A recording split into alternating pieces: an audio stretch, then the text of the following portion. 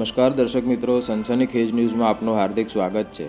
તારીખ 4 ફેબ્રુઆરીને મંગળવારના રોજ સાંજના સમયે હિંમતનગરથી વિજાપુર તરફ જતા હાઈવે રોડ પર આરટીઓ સર્કલ નજીક આવેલ રોયલ નાસ્તા હાઉસ પાસેથી એક વયોવૃદ્ધ મહિલા કે જેની ઉંમર અંદાજે 60થી 65 વર્ષની હશે, જેમનો મૃતદેહ મળી આવેલ છે।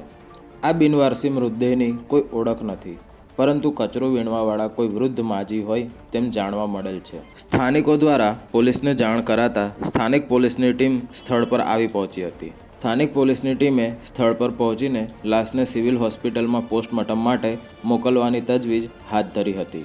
મૃત્યુ પામેલ મહિલા કોણ છે અને કયા કારણસર મૃત્યુ પામ્યા તે રહસ્ય હજુ અકબંધ છે, જેની સ્થાનિક પોલીસ દ્વારા તપાસ હાથ ધરવામાં આવી રહી છે।